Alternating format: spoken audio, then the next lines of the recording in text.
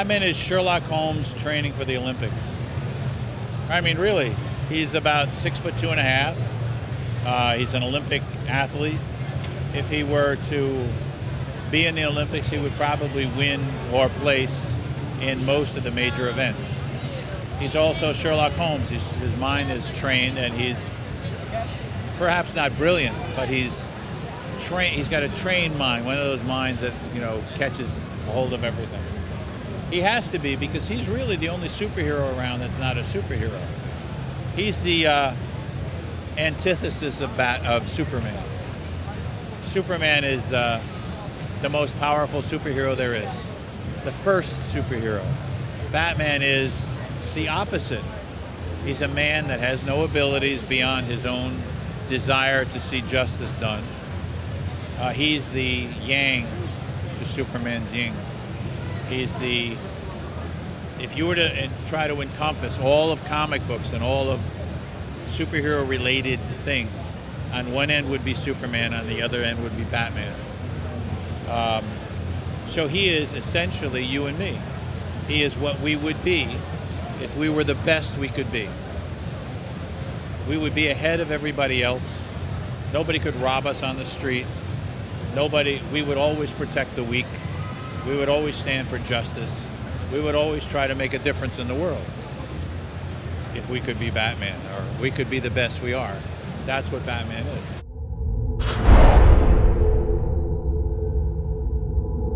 I'm working on a series of graphic novels for DC Comics, for a Cape Crusader, an unnamed Cape Crusader, 6 graphic novels.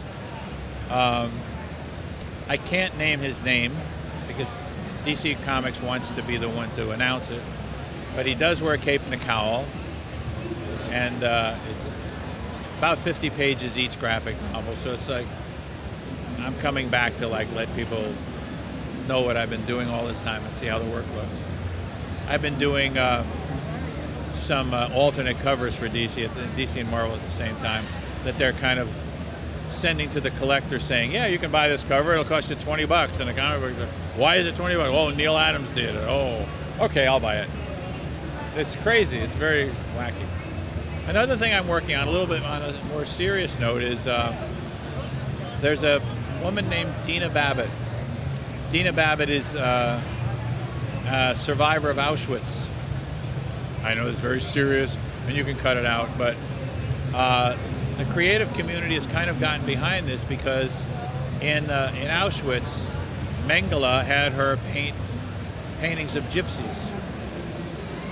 And she survived Auschwitz, came to America, and became an animator in LA, and married a guy named Babbitt. And recently, 5 of her paintings were discovered and sold to the Auschwitz Museum of, you know, the Holocaust Museum. Well, she's asked for those paintings back, and they said no. And she said, but they belong to me. And they said, really? Are you sure?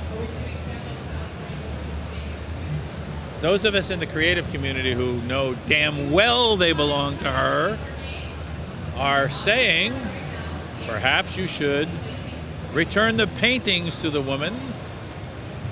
And a lot of us won't get really angry at you for doing exactly what you have a museum to fight against for.